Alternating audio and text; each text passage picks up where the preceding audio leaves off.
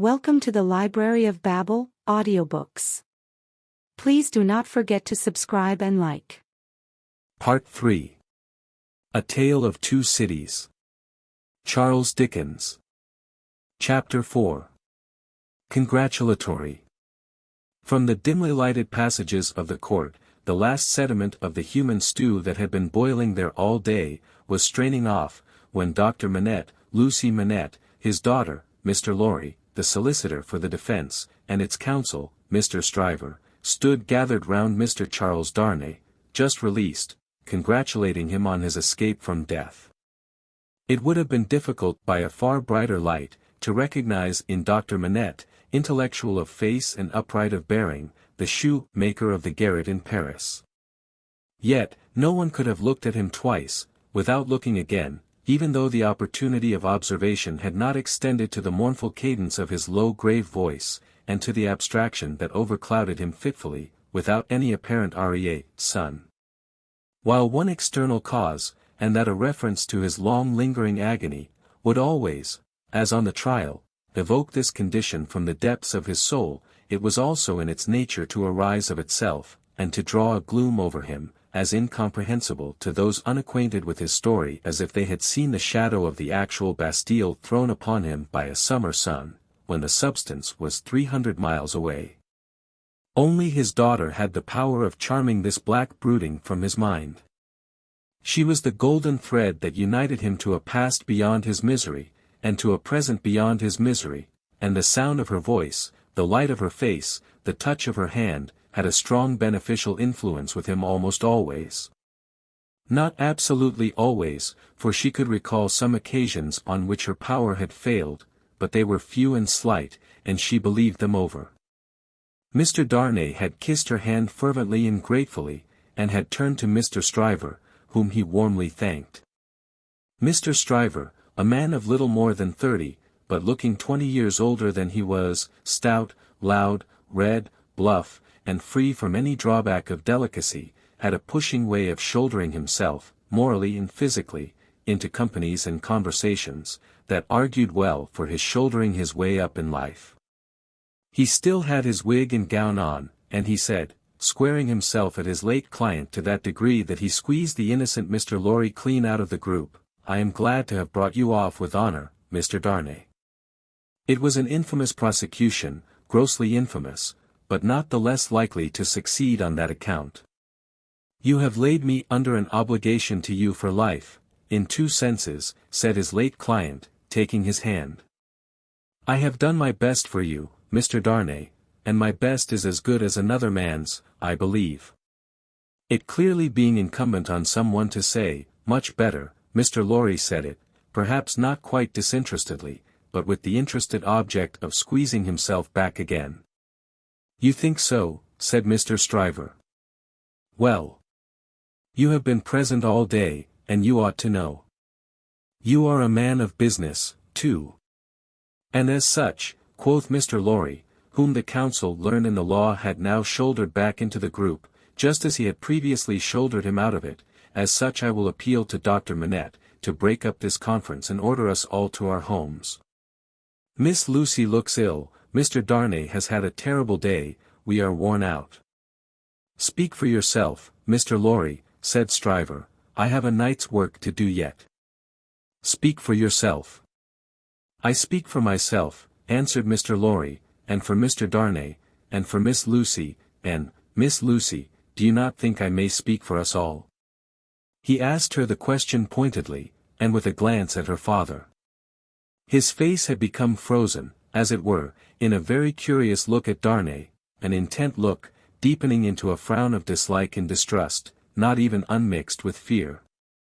With this strange expression on him his thoughts had wandered away. "My father," said Lucy, softly laying her hand on his. He slowly shook the shadow off, and turned to her. "Shall we go home, my father?" With a long breath, he answered yes. The friends of the acquitted prisoner had dispersed, under the impression, which he himself had originated, that he would not be released that night. The lights were nearly all extinguished in the passages, the iron gates were being closed with a jar and a rattle, and the dismal place was deserted until tomorrow morning's interest of gallows, pillory, whipping post, and branding iron, should repeople it. Walking between her father and Mr. Darnay, Lucy Manette passed into the open air. A hackney coach was called, and the father and daughter departed in it. Mr. Stryver had left them in the passages, to shoulder his way back to the robing-room. Another person, who had not joined the group, or interchanged a word with any one of them, but who had been leaning against the wall where its shadow was darkest, had silently strolled out after the rest, and had looked on until the coach drove away. He now stepped up to where Mr. Lorry and Mr. Darnay stood upon the pavement. "So, Mr. Lorry. Men of business may speak to Mr. Darnay now." Nobody had made any acknowledgment of Mr. Carton's part in the day's proceedings, nobody had known of it. He was unrobed, and was none the better for it in appearance. If you knew what a conflict goes on in the business mind, when the business mind is divided between good-natured impulse and business appearances, you would be amused, Mr. Darnay. Mr. Lorry reddened, and said, warmly, "You have mentioned that before, sir. We men of business, who serve a house, are not our own masters. We have to think of the house more than ourselves." I know," rejoined Mr. Carton, carelessly. "Don't be nettled, Mr. Lorry. You are as good as another, I have no doubt, better, I dare say. And indeed, sir," pursued Mr. Lorry, not minding him, "I really don't know what you have to do with the matter. If you'll excuse me, as very much your elder, for saying so, I really don't know that it is your business." "Business? Bless you, I have no business," said Mr. Carton. "It is a pity you have not, sir." "I think so, too. If you had," pursued Mr. Lorry, "perhaps you would attend to it." "Lord love you, no, I shouldn't," said Mr. Carton. "Well, sir," cried Mr. Lorry, thoroughly heated by his indifference. "Business is a very good thing, and a very respectable thing. And, sir, if business imposes its restraints and its silences and impediments, Mr. Darnay as a young gentleman of generosity knows how to make allowance for that circumstance. Mr. Darnay, good night, God bless you, sir. I hope you have been this day preserved for a prosperous and happy life. Chair there." Perhaps a little angry with himself, as well as with the barrister, Mr. Lorry bustled into the chair, and was carried off to Tellson's. Carton, who smelt of port wine, and did not appear to be quite sober, laughed then, and turned to Darnay. "This is a strange chance that throws you and me together. This must be a strange night to you, standing alone here with your counterpart on these street stones." "I hardly seem yet," returned Charles Darnay, "to belong to this world again." "I don't wonder at it, it's not so long since you were pretty far advanced on your way to another." "You speak faintly." "I begin to think I am faint." "Then why the devil don't you dine?" "I dined, myself, while those numbskulls were deliberating which world you should belong to, this or some other. Let me show you the nearest tavern to dine well at." Drawing his arm through his own, he took him down Ludgate Hill to Fleet Street, and so, up a covered way, into a tavern. Here, they were shown into a little room, where Charles Darnay was soon recruiting his strength with a good plain dinner and good wine, while Carton sat opposite to him at the same table, with his separate bottle of port before him, and his fully half-insolent manner upon him. "Do you feel, yet, that you belong to this terrestrial scheme again, Mr. Darnay?" "I am frightfully confused regarding time and place, but I am so far mended as to feel that. It must be an immense satisfaction." He said it bitterly, and filled up his glass again, which was a large one. "As to me, the greatest desire I have, is to forget that I belong to it. It has no good in it for me, except wine like this, nor I for it. So we are not much alike in that particular. Indeed, I begin to think we are not much alike in any particular, you and I. Confused by the emotion of the day, and feeling his being therewith. This double of course deportment, to be like a dream, Charles Darnay was at a loss how to answer, finally, answered not at all. Now your dinner is done, Carton presently said, why don't you call a health, Mr. Darnay, why don't you give your toast? What health? What toast? Why, it's on the tip of your tongue. It ought to be, it must be, I'll swear it's there. Miss Manette, then. Miss Manette, then. Looking his companion full in the face while he drank the toast, Carton flung his glass over his shoulder against the wall, where it shivered to pieces, then, rang the bell, and ordered in another. That's a fair young lady to hand to a coach in the dark, Mr. Darnay, he said, ruining his new goblet. A slight frown and a laconic yes, were the answer. That's a fair young lady to be pitied by and wept for by. How does it feel?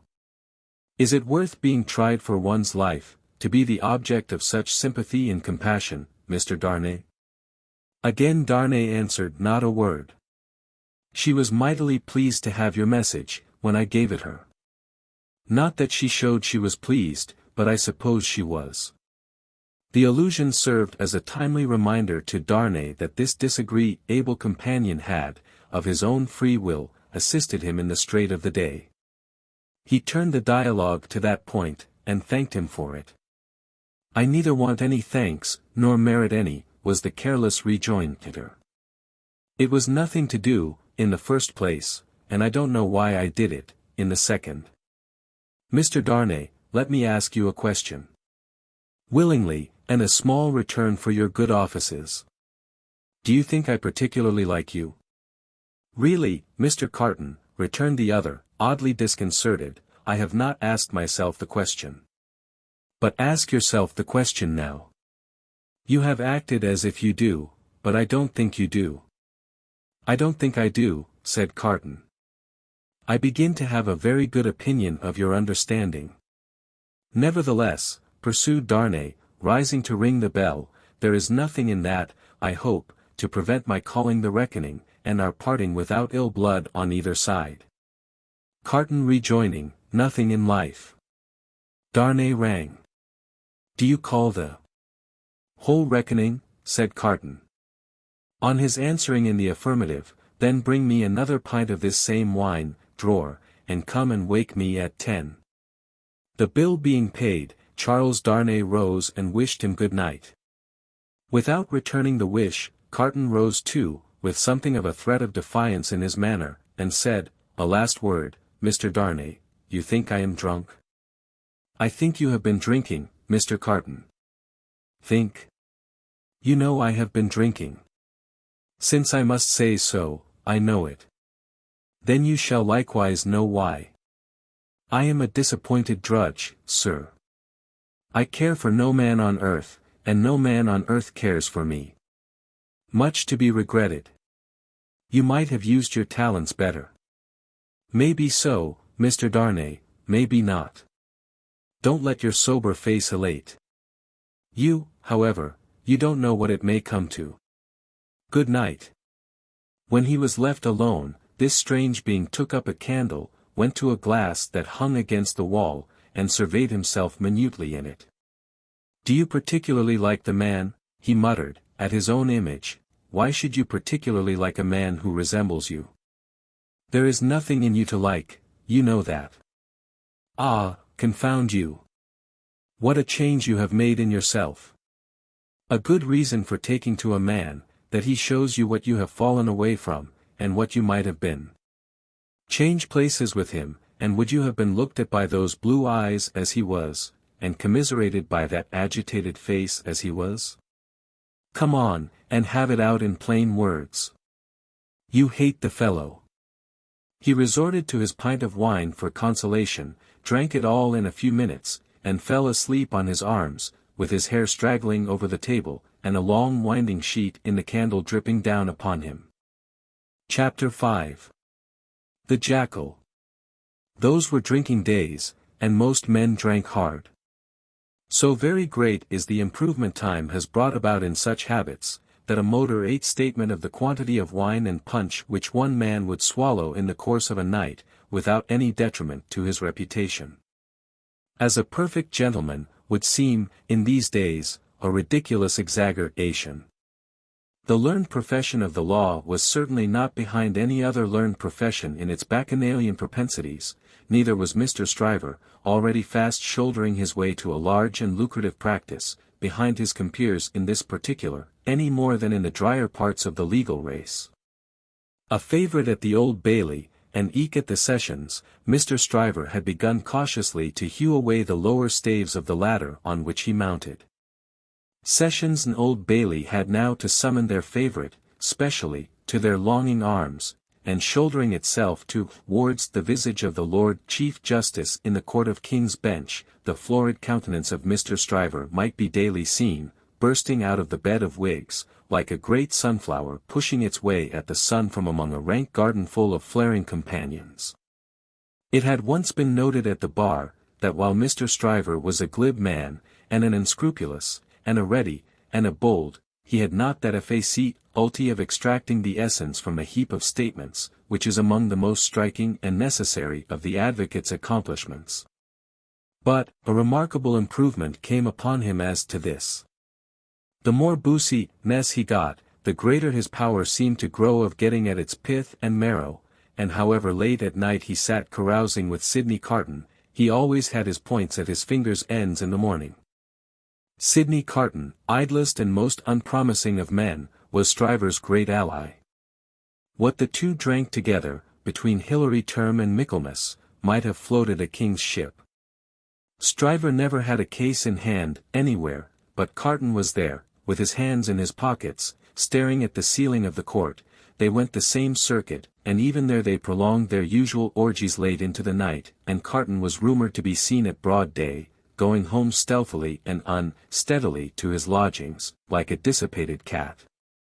At last, it began to get about, among such as were interested in the matter, that although Sidney Carton would never be a lion, he was an amazingly good jackal, and that he rendered suit and service to Stryver in that humble capacity.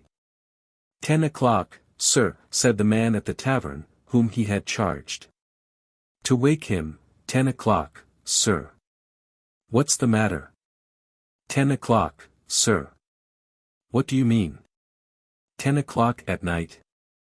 Yes, sir. Your honor told me to call you. Oh.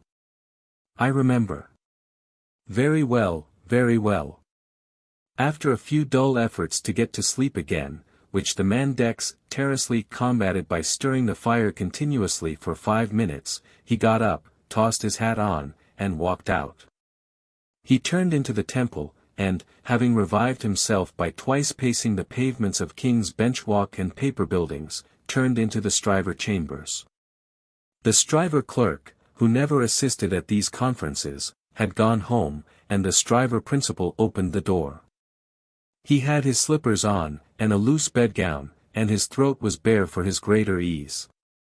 He had that rather wild, strained, seared marking about the eyes, which may be observed in all free livers of his class, from the portrait of Jeffreys downward, and which can be traced, under various disguises of art, through the portraits of every drinking age.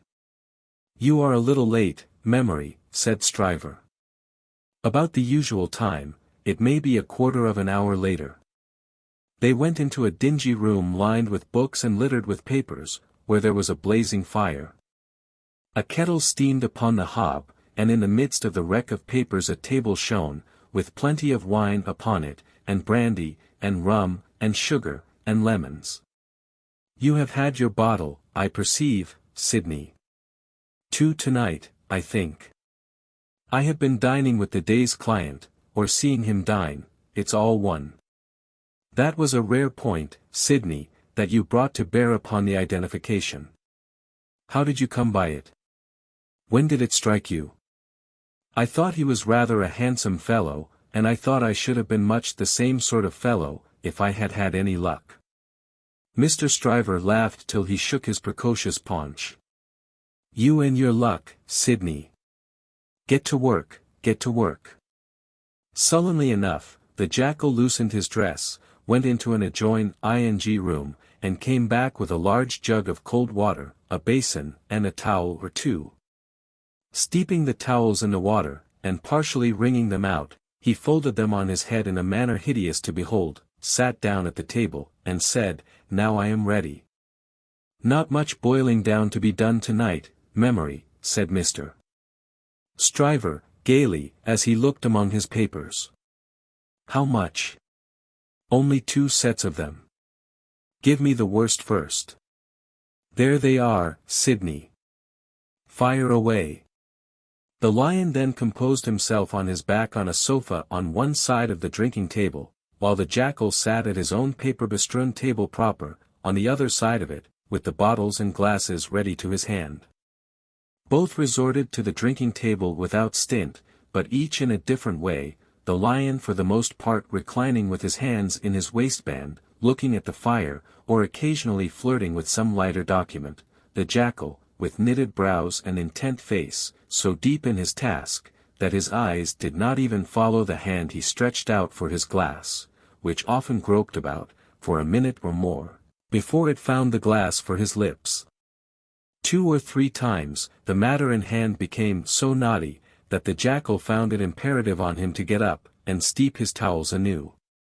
From these pilgrimages to the jug and basin, he returned with such eccentricities of damp headgear as no words can describe, which were made the more ludicrous by his anxious gravity. At length the jackal had got together a compact repast for the lion, and proceeded to offer it to him. The lion took it with care and caution, made his selections from it, and his remarks upon it, and the jackal assisted both.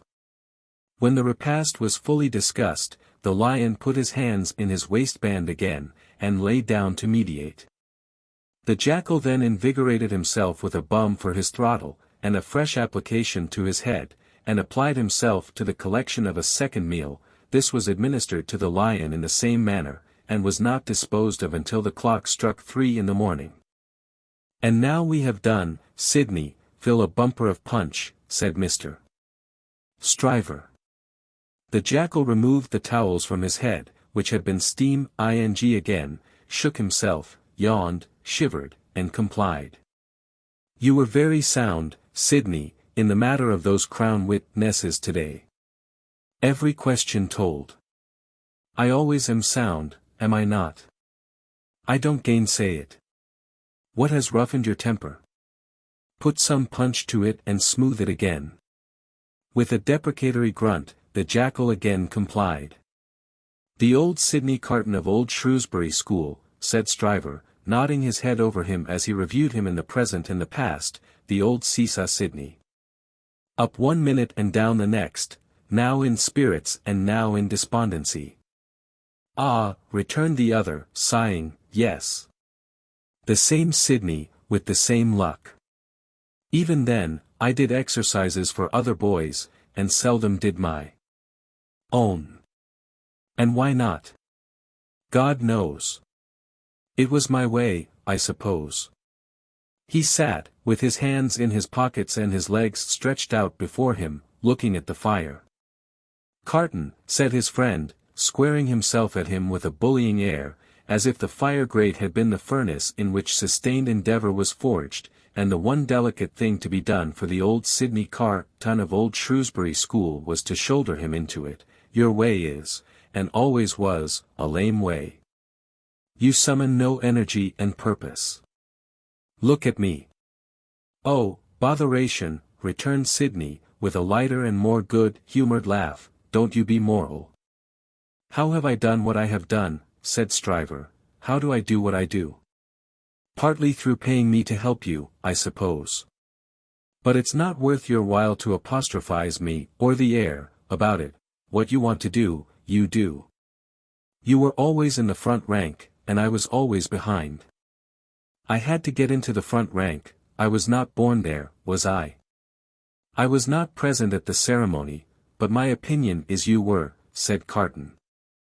At this, he laughed again, and they both laughed. "Before Shrewsbury, and at Shrewsbury, and ever since Shrewsbury," pursued Carton, "you have fallen into your rank, and I have fallen into mine. Even when we were fellow students in the student quarter of Paris, picking up French, and French law, and other French crumbs that we didn't get much good of, you were always somewhere, and I was always nowhere. And whose fault was that? Upon my soul, I am not sure that it was not yours. You were always driving and riving and shouldering and passing, to that restless degree that I had no chance for my life but in rust and repose. It's a gloomy thing, however, to talk about one's own past, with the day breaking. Turn me in some other direction before I go.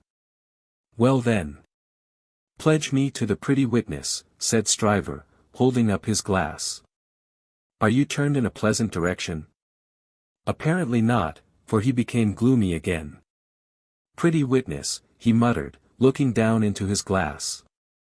I have had enough of witnesses today and tonight. Who's your pretty witness? The picturesque doctor's daughter, Miss Manette. She pretty? Is she not? No. Why, man alive, she was the admiration of the whole court. Wrought the admiration of the whole court. Who made the Old Bailey? A judge of beauty. She was a golden-haired doll. Do you know, Sidney, said Mr. Stryver, looking at him with sharp eyes, and slowly drawing a hand across his florid face, do you know, I rather thought, at the time, that you sympathized with the golden-haired doll, and were quick to see what happened to the golden-haired doll. Quick to see what happened. If a girl, doll or no doll, swoons within a yard or two of a man's nose, he can see it without a perspective glass. I pledge you, but I deny the beauty. And now I'll have no more drink, I'll get to bed. When his host followed him out on the staircase with a candle, to light him down the stairs, the day was coldly looking in through its grimy windows. When he got out of the house, the air was cold and sad, the dull sky overcast, the river dark and dim, the whole scene like a lifeless desert. And wreaths of dust were spinning round and round before the morning blast, as if the desert sand had risen far away, and the first spray of it in its advance had begun to overwhelm the city. Waste forces within him, and a desert all around, this man stood still on his way across a silent terrace, and saw for a moment, lying in the wilderness before him, a mirage of honorable ambition, self-denial, and perseverance.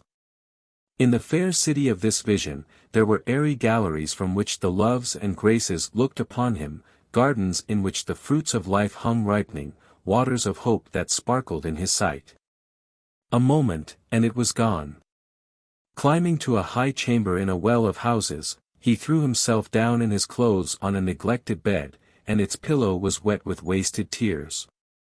Sadly, sadly, the sun rose. It rose upon no sadder sight than the man of good abilities and good emotions, incapable of their directed exercise, incapable of his own help and his own happiness, sensible of the blight on him, and resigning himself to let it eat him away. Chapter 6. Hundreds of people. The quiet lodgings of Dr. Manette were in a quiet street corner not far from Soho Square. On the afternoon of a certain fine Sunday when the waves of 4 months had roiled over the trial for treason, and carried it, as to the public interest and memory, far out to sea, Mr. Jarvis Lorry walked along the sunny streets from Clerkenwell where he lived, on his way to dine with the doctor. After several relapses into business absorption, Mr. Lorry had become the doctor's friend, and the quiet street corner was the sunny part of his life. On this certain fine Sunday, Mr. Lorry walked towards Soho, early in the afternoon, for 3 reasons of habit. Firstly, because, on fine Sundays, he often walked out, before dinner, with the doctor and Lucy. Secondly, because, on unfavorable Sundays, he was accustomed to be with them as the family friend, talking, reading, looking out of window, and generally getting through the day. Thirdly, because he happened to have his own little shrewd doubts to solve, and knew how the ways of the doctor's household pointed to that time as a likely time for solving them. A quainter corner than the corner where the doctor lived, was not to be found in London. There was no way through it, and the front windows of the doctor's lodgings commanded a pleasant little vista of street that had a congenial air of retirement on it. There were few buildings then, north of the Oxford Road, and forest trees flourished, and wild flowers grew, and the hawthorn blossomed, in the now vanished fields. As a consequence, country airs circulated in Soho with vigorous freedom, instead of languishing into the parish like stray paupers without a settlement, and there was many a good south wall, not far off, on which the peaches ripened in their season. The summer light struck into the corner brilliantly in the earlier part of the day, but, when the streets grew hot, the corner was in shadow, though not in shadow so remote but that you could see beyond it into a glare of brightness. It was a cool spot, staid but cheerful, a wonderful place for echoes, and a very harbour from the raging streets. There ought to have been a tranquil bark in such an anchorage, and there was. The doctor occupied 2 floors of a large stiff house, where several callings purported to be pursued by day, but whereof little was audible any day, and which was shunned by all of them at night. In a building at the back, attainable by a courtyard where a plane tree rustled its green leaves, church organs claimed to be made, and silver to be chased, and likewise gold to be beaten by some mysterious giant who had a golden arm starting out of the wall of the front hall, as if he had beaten himself precious, and menaced a similar conversion of all visitors. Very little of these trades, or of a lonely lodger rumoured to live upstairs, or of a dim coach trimming maker asserted to have a counting-house below, was ever heard or seen. Occasionally, a stray workman putting his coat on, traversed the hall, or a stranger peered about there, or a distant clink was heard across the courtyard, or a thump from the golden giant.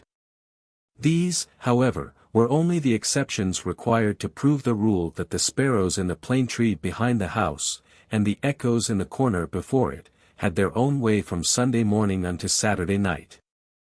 Dr. Manette received such patience here as his old reputation, and its revival in the floating whispers of his story, brought him.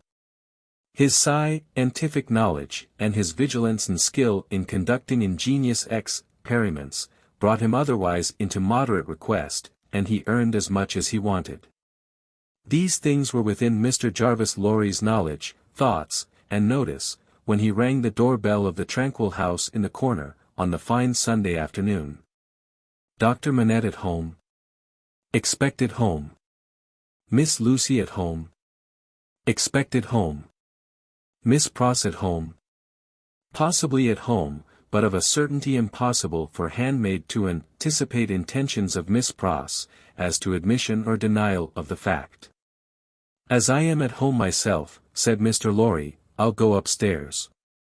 Although the doctor's daughter had known nothing of the country of her birth, she appeared to have innately derived from it that ability to make much of little means, which is one of its most useful and most agreeable characteristics.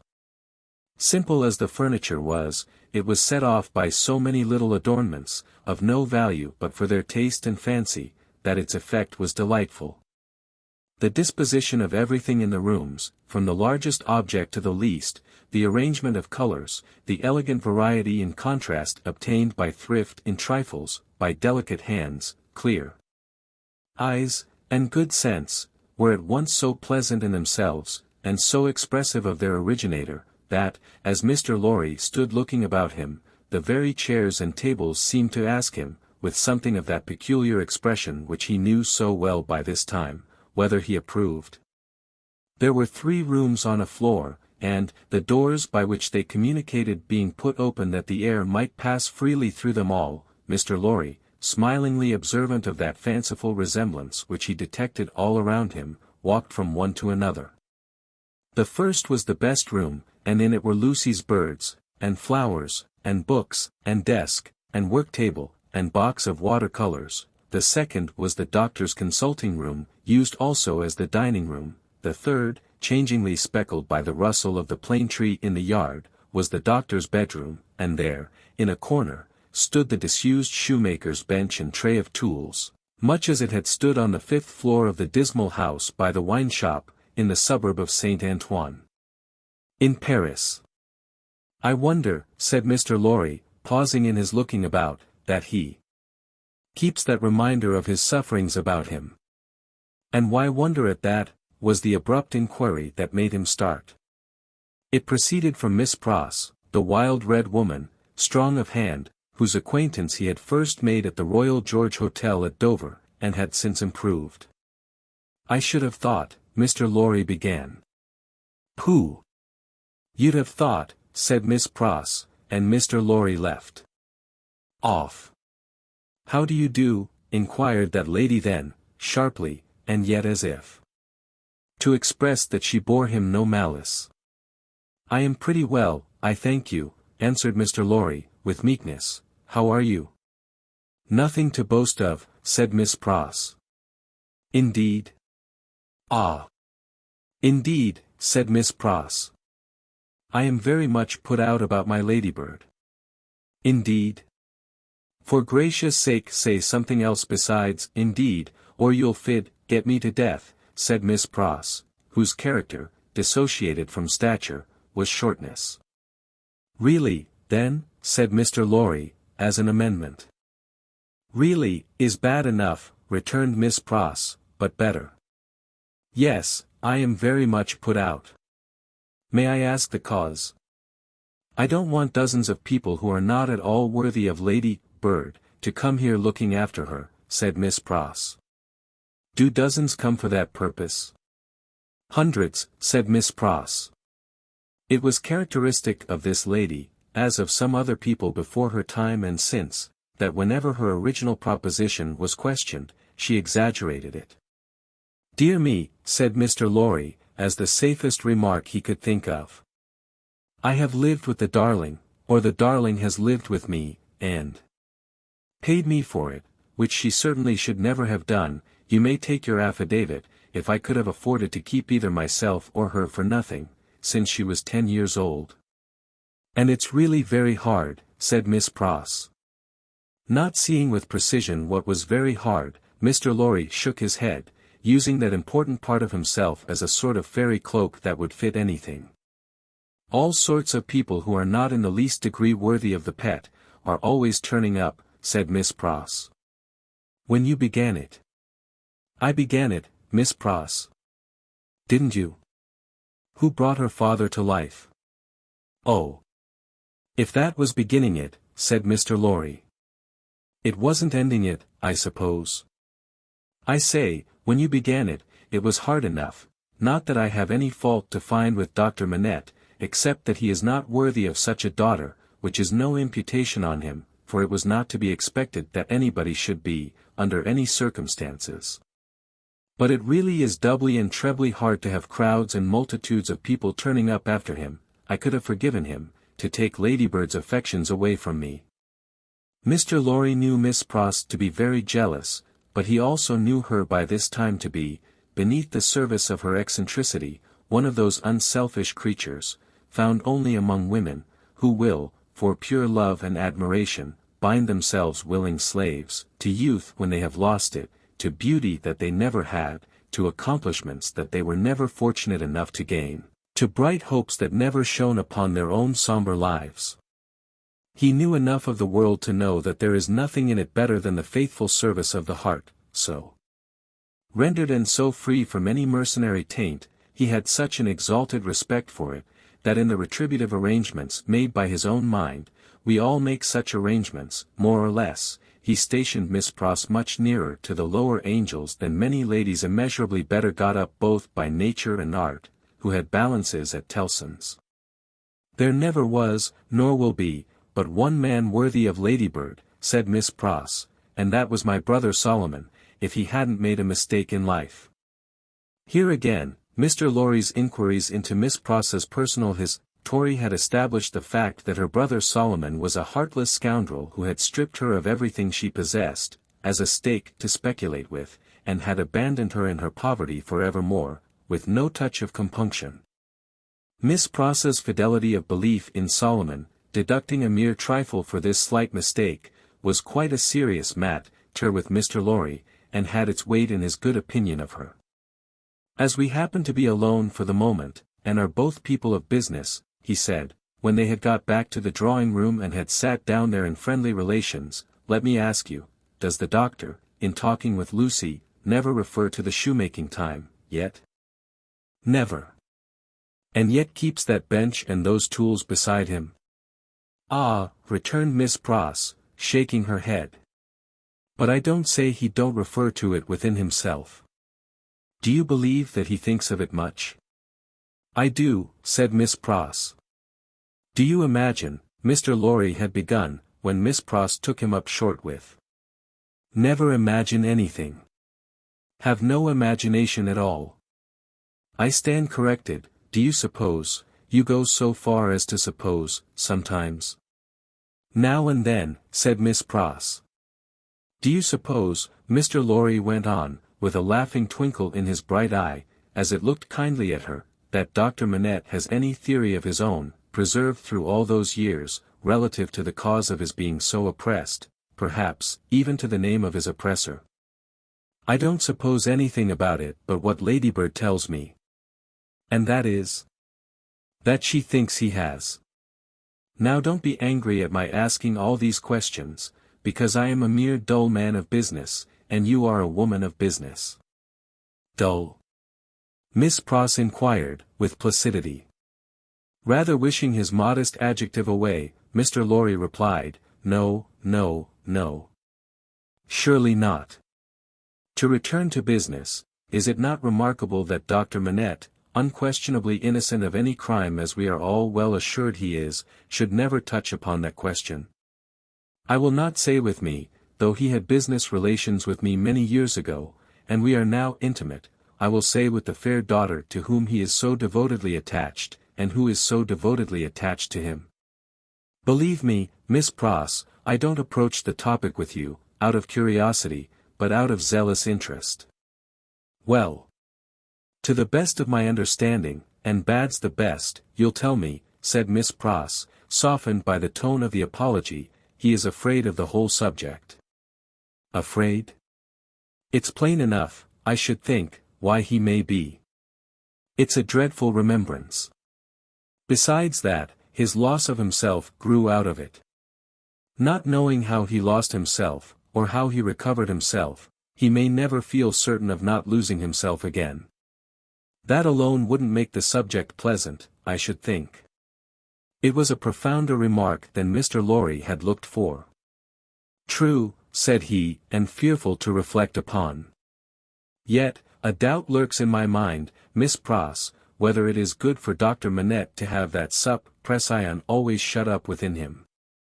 Indeed, it is this doubt and the uneasiness it sometimes causes me that has led me to our present confidence. Can't be helped, said Miss Pross, shaking her head. Touch that string, and he instantly changes for the worse. Better leave it alone. In short, must leave it alone, like or no like. Sometimes, he gets up in the dead of the night, and will be heard, by us overhead there, walking up and down, in his room. Ladybird has learnt to know then that his mind is walking up and down, in his old prison. She hurries to him, and they go on together, walking up and down, until he is composed. But he never says a word of the true reason of his restlessness, to her, and she finds it best not to hint at it to him. In silence they go walking up and down together, till her love and company have brought him to himself. Notwithstanding Miss Pross's denial of her own imagination, there was a perception of the pain of being monotonously haunted by one sad idea, in her repetition of the phrase, walking up and down, which testified to her possessing such a thing. The corner has been mentioned as a wonderful corner for echoes. It had begun to echo so resoundingly to the tread of coming feet, that it seemed as though the very mention of that weary pacing to and fro had set it going. Here they are, said Miss Pross, rising to break up the conference, and now we shall have hundreds of people pretty soon. It was such a curious corner in its acoustical properties, such a peculiar ear of a place, that as Mr. Lorry stood at the open window, looking for the father and daughter whose steps he heard, he fancied they would never approach. Not only would the echoes die away, as though the steps had gone, but echoes of other steps that never came would be heard in their stead, and would die away for good when they seemed close at hand. However, father and daughter did at last appear, and Miss Pross was ready at the street door to receive them.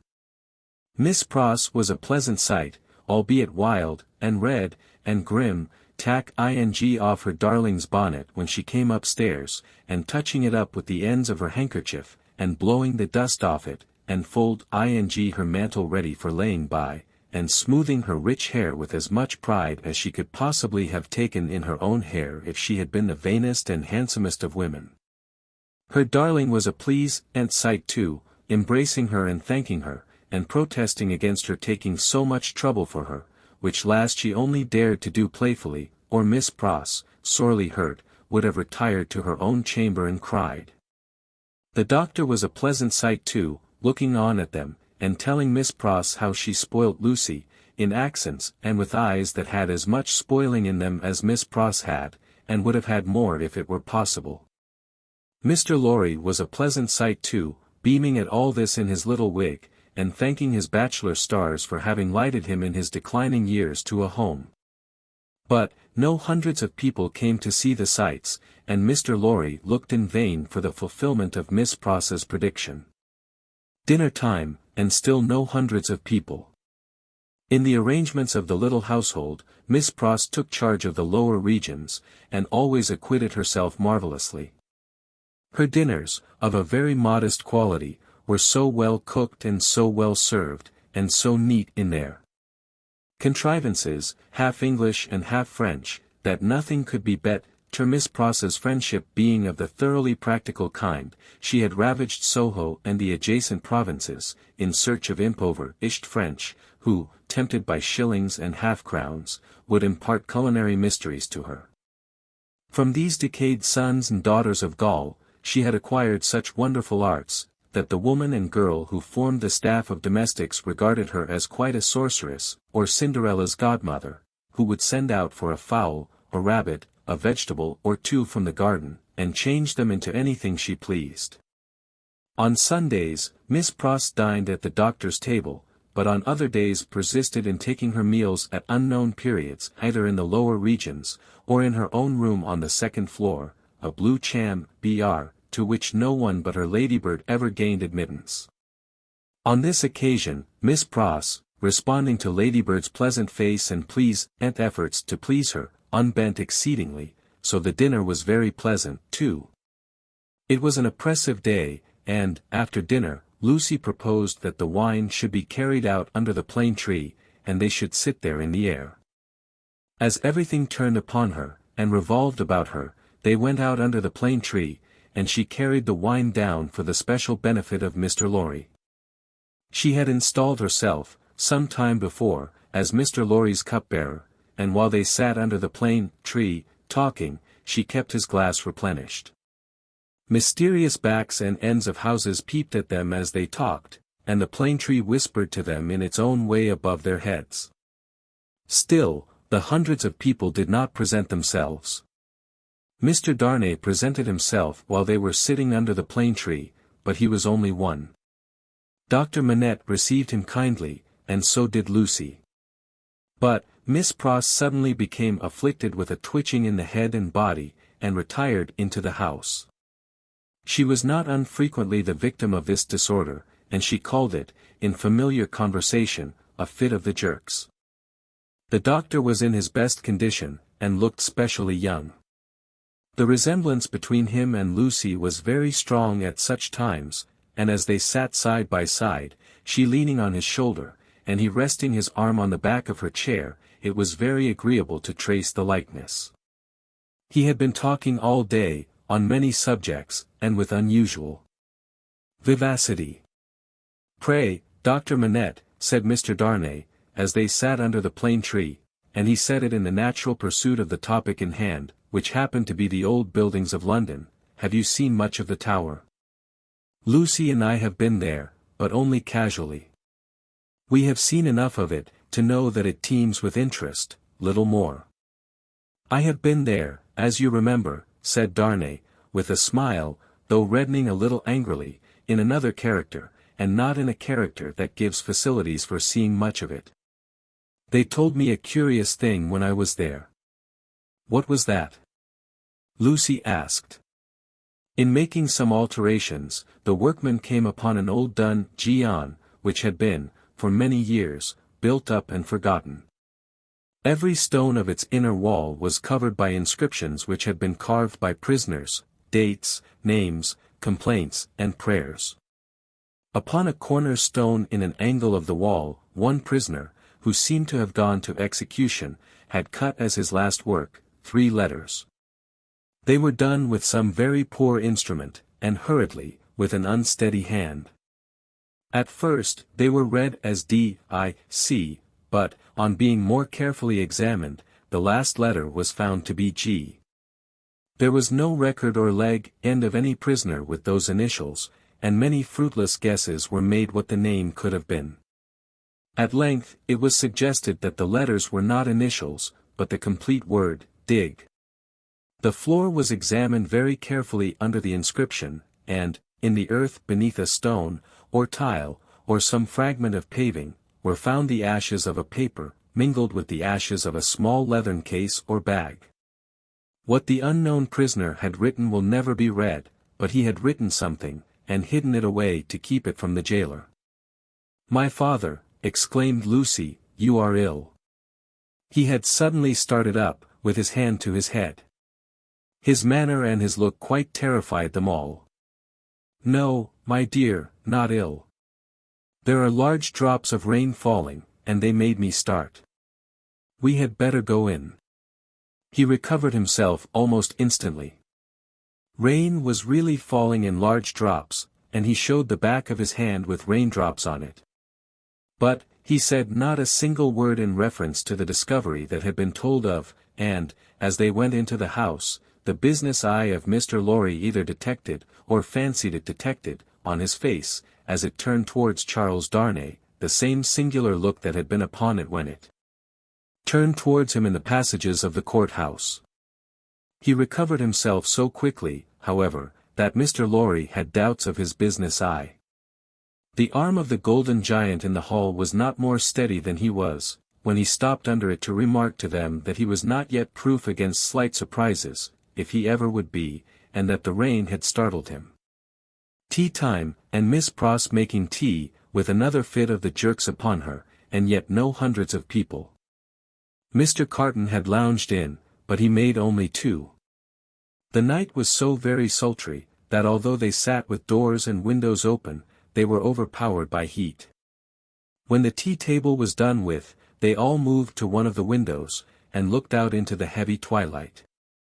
Lucy sat by her father, Darnay sat beside her, Carton leaned against a window.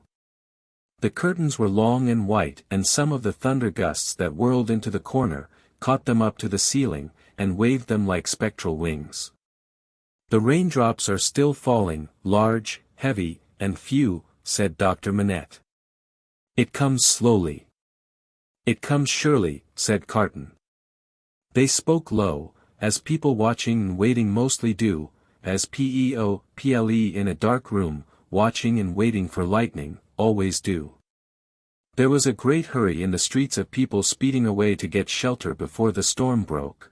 The wonderful corner for echoes re-sounded with the echoes of footsteps coming and going, yet not a footstep was there. "A multitude of people, and yet a solitude," said Darnay, when they had listened for a while. "Is it not impressive, Mr. Darnay?" asked Lucy. "Sometimes, I have sat here of an evening, until I have fancied, but even the shade of a foolish fancy makes me shudder tonight, when all is so black and solemn. Let us shudder too. We may know what it is. It will seem nothing to you. Such whims are only impressive as we originate them, I think, they are not to be communicated. I have sometimes sat alone here of an evening, listening, until I have made the echoes out to be the echoes of all the footsteps that are coming by into our lives. There is a great crowd coming one day into our lives, if that be so," Sidney Carton struck in his moody way. The footsteps were incessant, and the hurry of them became more and more rapid. The corner echoed and re-echoed with the tread of feet, some, as it seemed, under the windows, some, as it seemed, in the room, some coming, some going, some breaking off, some stopping altogether, all in the distant streets, and not one within sight.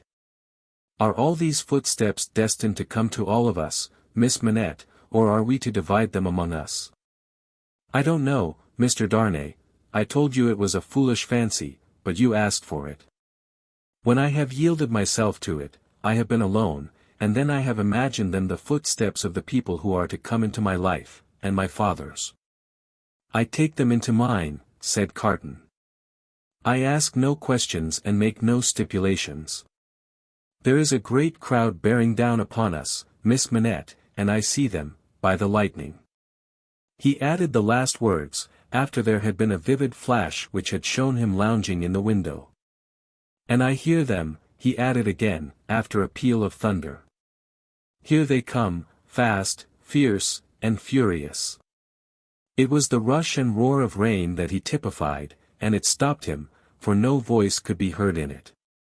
A memorable storm of thunder and lightning broke with that sweep of water, and there was not a moment's interval in crash, and fire, and rain, until after the moon rose at midnight. The great bell of St. Paul's was striking one in the cleared air, when Mr. Lorry, escorted by Jerry, high-booted and bearing a lantern, set forth on his return passage to Clerkenwell. There were solitary patches of road on the way between Soho and Clerkenwell, and Mr. Lorry, mindful of footpads, always retained Jerry for this service, though it was usually performed a good 2 hours earlier. What a night it has been! Almost a night, Jerry, said Mr. Lorry, to bring the dead out of their graves. I never see the night myself, master, nor yet I don't expect to. What would do that? Answered Jerry. Good night, Mr. Carton, said the man of business. Good night, Mr. Darnay. Shall we ever see such a night again, together? Perhaps. Perhaps, see the great crowd of people with its rush and roar, bearing down upon them, too. Chapter 7. Monseigneur in Town. Monseigneur, one of the great lords in power at the court, held his fortnightly reception in his grand hotel in Paris. Monseigneur was in his inner room, his sanctuary of sanctuaries, the holiest of holiest to the crowd of worshippers in the suite of rooms without. Monseigneur was about to take his chocolate. Monseigneur could swallow a great many things with ease, and was by some few sullen minds supposed to be rather rapidly swallowing France, but his morning's chocolate could not so much as get into the throat of Monseigneur, without the aid of 4 strong men besides the cook. Yes. It took 4 men, all 4 ablaze with gorgeous decoration, and the chief of them unable to exist with fewer than 2 gold watches in his pocket, emulative of the noble and chaste fashion set by Monseigneur, to conduct the happy chocolate to Monseigneur's lips. 1 lackey carried the chocolate pot into the sacred presence, a second, milled and frothed the chocolate with the little instrument he bore for that function, a third, presented the favored napkin, a fourth, he of the 2 gold watches, poured the chocolate out.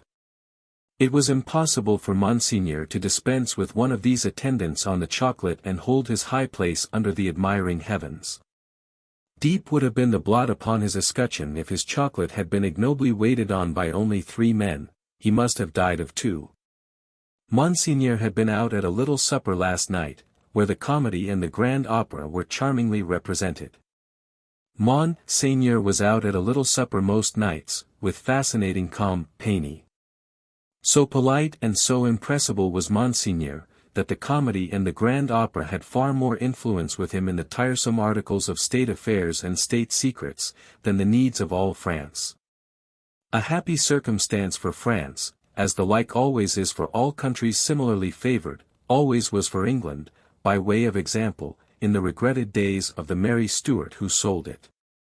Monseigneur had one truly noble idea of general public business, which was, to let everything go on in its own way. Of particular public business, Monseigneur had the other truly noble idea that it must all go his way, tend to his own power and pocket. Of his pleasures, general and particular, Monseigneur had the other truly noble idea, that the world was made for them. The text of his order, altered from the original by only a pronoun, which is not much, ran, "The earth and the fullness thereof are mine," saith Monseigneur. Yet, Monseigneur had slowly found that vulgar embarrassments crept into his affairs, both private and public, and he had, as to both classes of affairs, allied himself perforce with a farmer general. As to finances public, because Monseigneur could not make anything at all of them, and must consequently let them out to somebody who could; as to finances private, because farmer generals were rich, and Monseigneur, after generations of great luxury and expense, was growing poor. Hence Monseigneur had taken his sister from a convent, while there was yet time to ward off the impending veil, the cheapest garment she could wear, and had bestowed her as a prize upon a very rich farmer general, poor in family. Which farmer general, carrying an appropriate cane with a golden apple on the top of it, was now among the company in the outer rooms, much prostrated before by mankind, always except superior mankind of the blood of Monseigneur, who, his own wife included, looked down upon him with the loftiest contempt. A sumptuous man was the farmer general. 30 horses stood in his stables, 24 male domestics sat in his halls, 6 body women waited on his wife. As one who pretended to do nothing but plunder and forage where he could, the farmer general, howsoever his matrimonial relations conduced to social morality, was at least the greatest reality among the personages who attended at the hotel of Monseigneur that day. For, the rooms, though a beautiful scene to look at, and adorned with every device of decoration that the taste and skill of the time could achieve, were, in truth, not a sound business, considered with any reference to the scarecrows in the rags and nightcaps elsewhere, and not so far off, either, but that the watching towers of Notre Dame, almost equidistant from the two extremes, could see them both. They would have been an exceedingly uncomfortable business, if that could have been anybody's business, at the house of Monseigneur. Military officers destitute of military knowledge, naval officers with no idea of a ship, civil officers without a notion of affairs, brazen ecclesiastics, of the worst worldly, with sensual eyes, loose tongues, and looser lives, all totally unfit for their several callings, all lying horribly in pretending to belong to them, but all nearly or remotely of the order of Monseigneur, and therefore foisted on all public employments from which anything was to be got, these were to be told off by the score and the score. People not immediately connected with Monseigneur or the state, yet equally unconnected with anything that was real, or with lives passed in traveling by any straight road to any true earthly end, were no less abundant. Doctors who made great fortunes out of dainty remedies for imaginary disorders that never existed, smiled upon their courtly patients in the antechambers of Monseigneur. Projectors who had discovered every kind of remedy for the little evils with which the state was touched, except the remedy of setting to work in earnest to root out a single sin, poured their distracting babble into any ears they could lay hold of, at the reception of Monseigneur. Unbelieving philosophers who were remodeling the world with words, and making card towers of Babel to scale the skies with, talked with unbelieving chemists who had an eye on the transmutation of metals, at this wonderful gathering accumulated by Monseigneur. Exquisite gentlemen of the finest breeding, which was at that remarkable time, and has been since, to be known by its fruits of indifference to every natural subject of human interest, were in the most exemplary state of exhaustion, at the hotel of Monseigneur. Such homes had these various notabilities left behind them in the fine world of Paris, that the spies among the assembled devotees of Monseigneur, forming a goodly half of the polite company, would have found it hard to discover among the angels of that sphere one solitary wife, who, in her manners and appearance, owned to being a mother. Indeed, except for the mere act of bringing a troublesome creature into this world, which does not go far towards the realization of the name of mother, there was no such thing known to the fashion. Peasant women kept the unfashionable babies close, and brought them up, and charming grandmammas of 60 dressed and supped as at 20. The leprosy of unreality disfigured every human creature in a dance upon Monseigneur. In the outermost room were half a dozen exceptional people who had, for a few years, some vague misgiving in them that things in general were going rather wrong.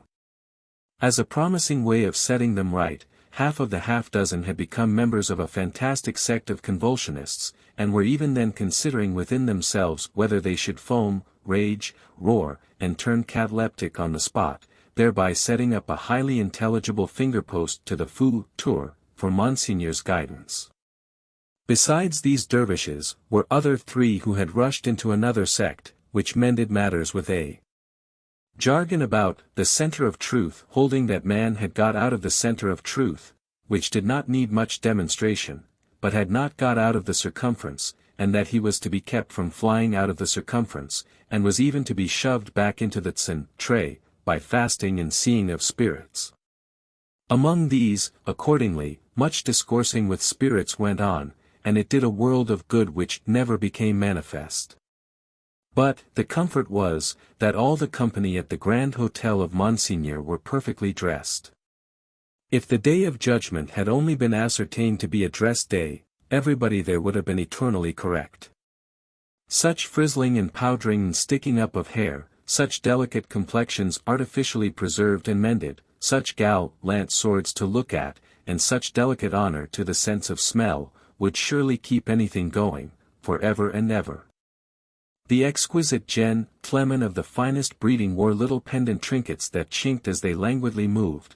These golden fetters rang like precious little bells, and what with that ringing, and with the rustle of silk and brocade and fine linen, there was a flutter in the air that fanned Saint Antoine and his devouring hunger far away. Dress was the one unfailing talisman and charm used for keeping all things in their places. Everybody was dressed for a fancy ball that was never to leave off. From the palace of the Tuileries, through Monseigneur and the whole court, through the chambers, the tribunals of justice, and all society, except the scarecrows, the fancy ball descended to the common executioner, who, in pursuance of the charm, was required to officiate, frizzled, powdered, in a gold-laced coat, pumps, and white silk stockings. At the gallows and the wheel, the axe was a rarity, Monsieur Paris, as it was the episcopal mode among his brother professors of the provinces, Monsieur Orleans, and the rest, to call him, presided in this dainty dress. And who among the company at Monseigneur's reception in that 1780th year of our Lord, could possibly doubt, that a system rooted in a frizzled hangman, powdered, gold-laced, pumped and white silk stockinged, would see the very stars out? Monseigneur, having eased his 4 men of their burdens and taken his chocolate, caused the doors of the holiest of holiests to be thrown open, and issued forth. Then, what submission, what cringing and what servility, what abject humiliation. As to bowing down in body and spirit, nothing in that way was left for heaven, which may have been one among other reasons why the worshippers of Monseigneur never troubled it. Bestowing a word of promise here and a smile there, a whisper on one happy slave and a wave of the hand on another, Monseigneur Hablot passed through his rooms to the remote region of the circumference of truth.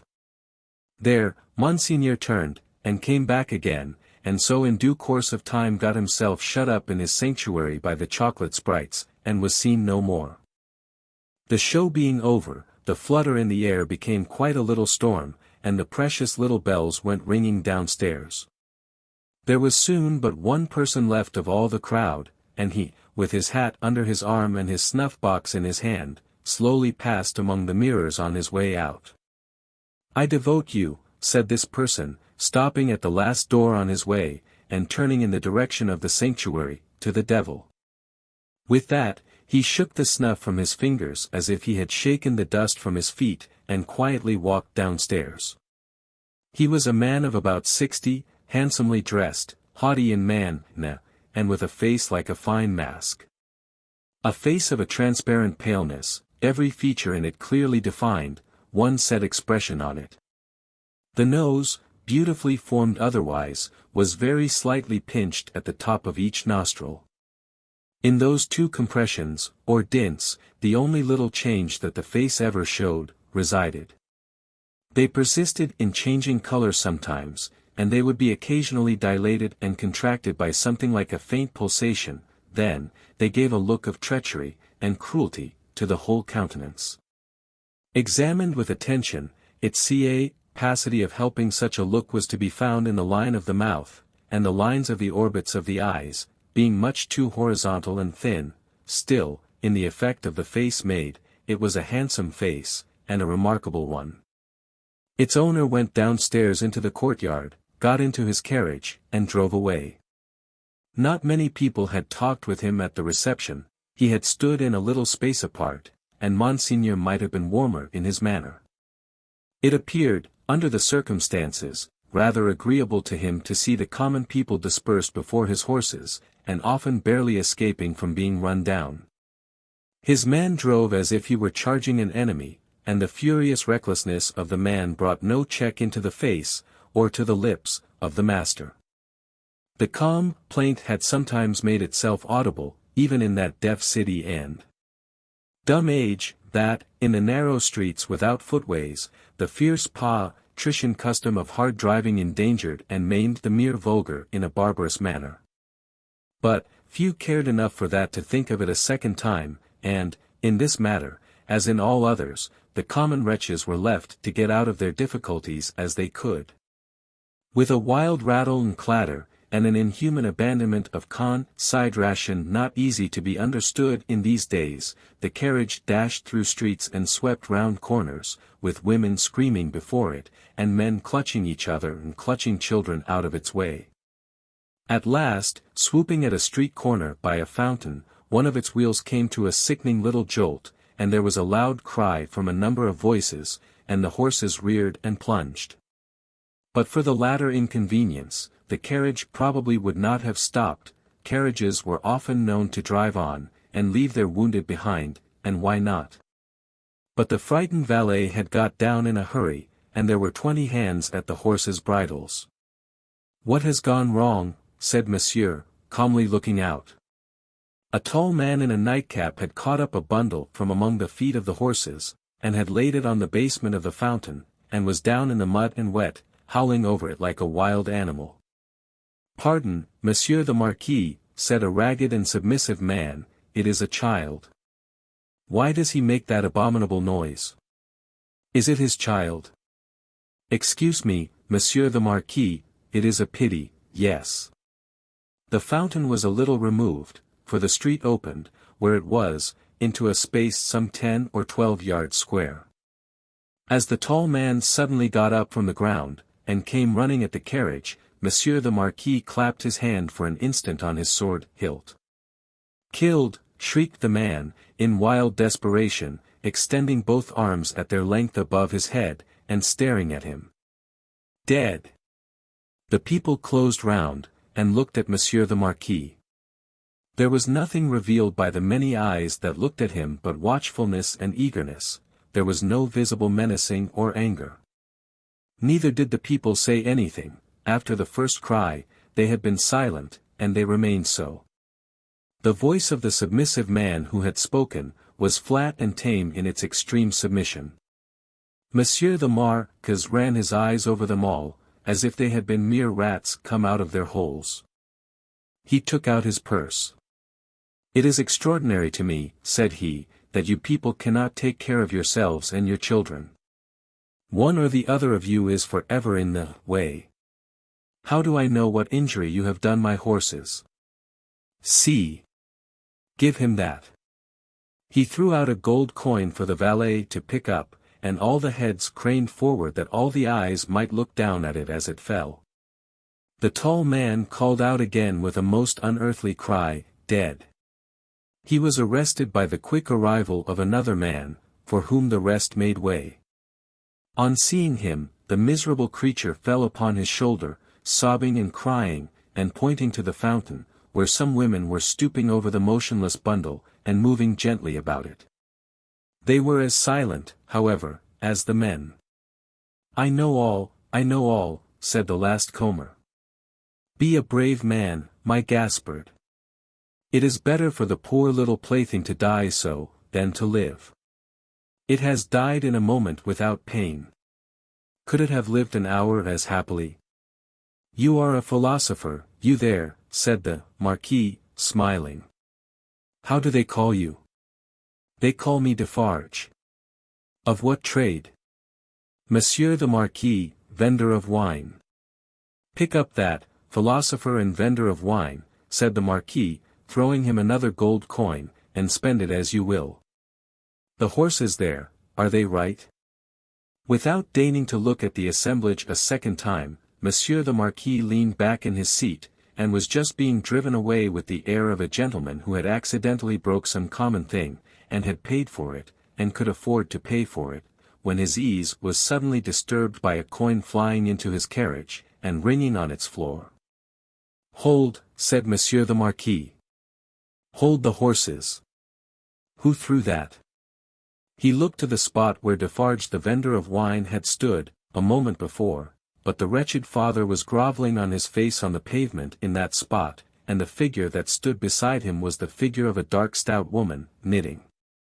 "You dogs," said the Marquis, but smoothly, and with an unchanged front, except as to the spots on his nose, "I would ride over any of you very willingly, and exterminate you from the earth. If I knew which rascal threw at the carriage, and if that brigand were sufficiently near it, he should be crushed under the wheels." So cowed was their condition, and so long and hard their experience of what such a man could do to them, within the law and beyond it, that not a voice, or a hand, or even an eye was raised. Among the men, not one. But the woman who stood knitting looked up steadily, and looked the Marquis in the face. It was not for his dignity to notice it, his contemptuous eyes passed over her, and over all the other rats, and he leaned back in his seat again, and gave the word, "Go on." He was driven on, and other carriages came whirling by in quick succession, the minister, the state projector, the farmer-general, the doctor, the lawyer, the ecclesiastic, the grand opera, the comedy, the whole fancy ball in a bright continuous flow, came whirling by. The rats had crept out of their holes to look on, and they remained looking on for hours, soldiers and police often passing between them and the spectacle, and making a barrier behind which they slunk, and through which they peeped. The father had long ago taken up his bundle and bidden himself away with it, when the women who had tended the bundle while it lay on the base of the fountain, sat there watching the running of the water and the rolling of the fancy ball, when the one woman who had stood conspicuous, knitting, still knitted on with the steadfastness of fate. The water of the fountain ran, the swift river ran, the day ran into evening, so much life in the city ran into death according to rule, time and tide waited for no man, the rats were sleeping close together in their dark holes again, the fancy ball was lighted up at supper, all things ran their course. Chapter 8. Monseigneur in the Country.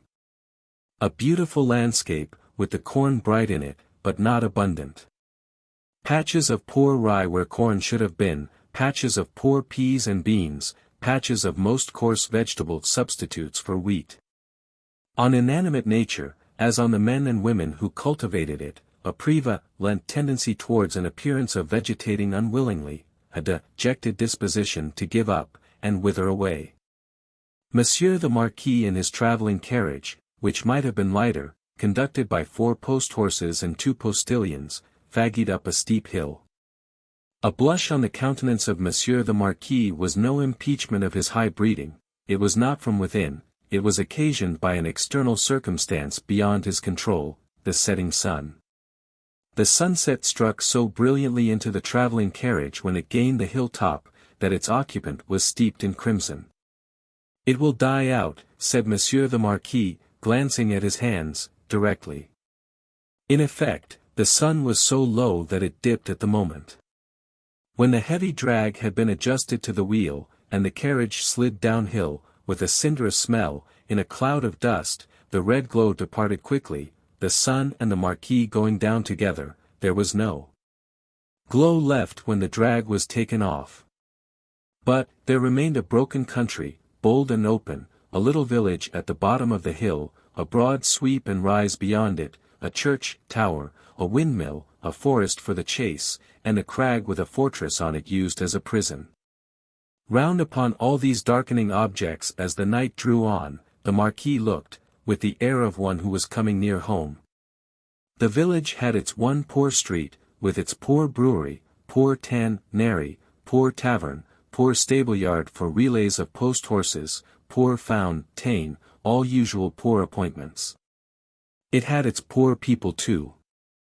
All its people were poor, and many of them were sitting at their doors, shredding spare onions and the like for supper, while many were at the fountain, washing leaves, and grasses, and any such small yieldings of the earth that could be eaten.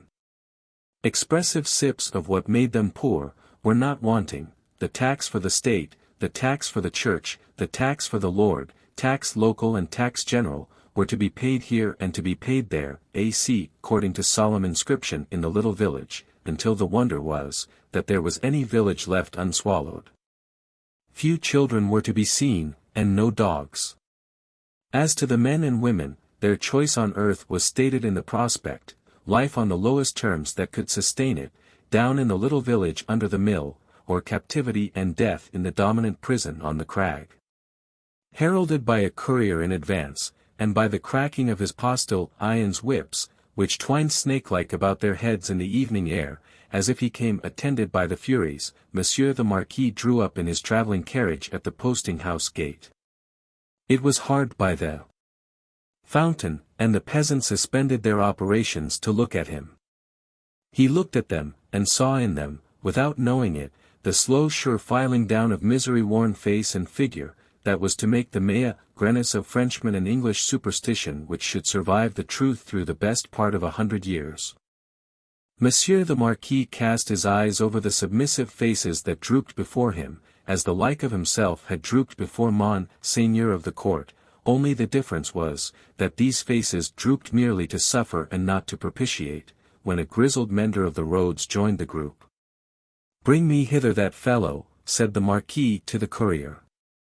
The fellow was brought, cap in hand, and the other fellows closed round to look and listen, in the manner of the people at the Paris fountain. "I passed you on the road." "Monseigneur, it is true. I had the honor of being passed on the road. Coming up the hill, and at the top of the hill, both." "Monseigneur, it is true. What did you look at, so fixedly?" "Monseigneur, I looked at the man.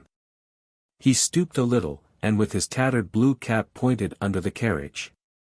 All his fellows stooped to look under the carriage." "What man, pig? And why look there?" "Pardon, Monseigneur, he swung by the chain of the shoe, the drag." "Who?" demanded the traveller. "Monseigneur, the man." "May the devil carry away these idiots. How do you call the man?" "You know all the men of this part of the country." "Who was he?" "Your clemency, Monseigneur. He was not of this part of the country. Of all the days of my life, I never saw him. Swinging by the chain. To be suffocated. With your gracious permission, that was the wonder of it, Monseigneur. His head hanging over, like this." He turned himself sideways to the carriage, and leaned back, with his face thrown up to the sky, and his head hanging down, then aired himself, fumbled with his cap, and made a bow. "What was he like?" "Monseigneur, he was whiter than the miller. All covered with dust, white as a spectre, tall as a spectre." The picture produced an immense sensation in the little crowd, but all eyes, without comparing notes with other eyes, looked at Monsieur the Marquis. Perhaps, to observe whether he had any spectre on his conscience. "Truly, you did well," said the Marquis, felicitously sensible that such vermin were not to ruffle him, "to see a thief accompanying my carriage, and not open that great mouth of yours. Bah! Put him aside, Monsieur Gabelle." Monsieur Gabelle was the postmaster, and some other taxing functionary united. He had come out with great obsequiousness to assist at this examination, and had held the examined by the drapery of his arm in an official manner. "Bah! Go aside," said Monsieur Gabelle. "Lay hands on this stranger if he seeks to lodge in your village to-night, and be sure that his business is honest, Gabelle." "Monseigneur, I am flattered to devote myself to your orders." "Did he run away, fellow? Where is that accursed?" The accursed was already under the carriage with some half-dozen particular friends, pointing out the chain with his blue cap. Some half dozen other particular friends promptly hauled him out, and presented him breathless to Monsieur the Marquis. Did the man run away, dolt, when we stopped for the drag? Monseigneur, he precipitated himself over the hillside, head first. As a person plunges into the river. See to it, Gabelle. Go on. The half-dozen who were peering at the chain were still among the wheels, like sheep. The wheels turned so suddenly that they were lucky to save their skins and bones. They had very little else to save, or they might not have been so fortunate. The burst with which the carriage started out of the village and up the rise beyond, was soon checked by the steepness of the hill. Gradually, it subsided to a foot pace, swinging and lumbering upward among the many sweet scents of a summer night. The postilions, with 1,000 gossamer gnats circling about them in lieu of the furies, quietly mended the points to the lashes of their whips. The valet walked by the horses, the courier was audible, trotting on ahead into the dun distance.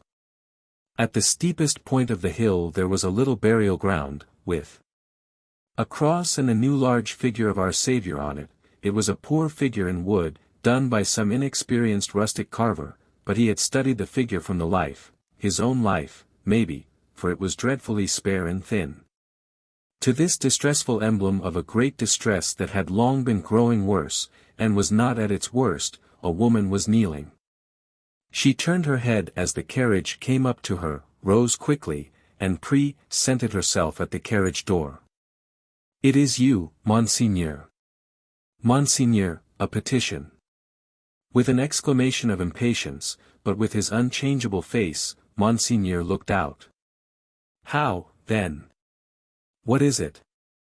Always petitions. Monseigneur. For the love of the great God. My husband, the forester. What of your husband, the forester? Always the same with you people. He cannot pay something. He has paid all, Monseigneur. He is dead. Well. He is quiet. Can I restore him to you? Alas, no, Monseigneur. But he lies yonder, under a little heap of poor grass. Well. Monseigneur, there are so many little heaps of poor grass. Again, well. She looked an old woman, but was young. Her manner was one of passionate grief. By turns she clasped her veinous and knotted hands together with wild energy, and laid one of them on the carriage door, tenderly, caressingly, as if it had been a human breast, and could be expected to feel the appealing touch. Monseigneur, hear me. Monseigneur, hear my petition. My husband died of want, so many die of want, so many more will die of want. Again, well. Can I feed them? Monseigneur, the good God knows, but I don't ask it. My petition is, that a morsel of stone or wood, with my husband's name, may be placed over him to show where he lies. Otherwise, the place will be quickly forgotten, it will never be found when I am dead of the same malady, I shall be laid under some other heap of poor grass. Monseigneur, they are so many, they increase so fast, there is so much want. Monseigneur. Monseigneur. The valet had put her away from the door, the carriage had broken into a brisk trot, the postilions had quickened the pace, she was left far behind, and Monseigneur, again escorted by the Furies, was rapidly diminishing the league or two of distance that remained between him and his chateau.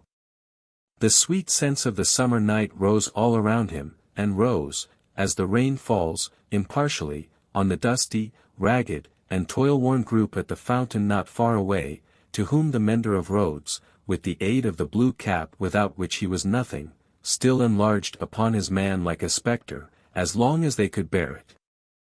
By degrees, as they could bear no more, they dropped off one by one, and lights twinkled in little casements, which lights, as the casements darkened, and more stars came out, seemed to have shot up into the sky instead of having been extinguished. The shadow of a large high-roofed house, and of many overhanging trees, was upon Monsieur the Marquis by that time, and the shadow was exchanged for the light of a flambeau, as his carriage stopped, and the great door of his chateau was opened to him. Monsieur Charles, whom I expect, is he arrived from England? Monseigneur, not yet.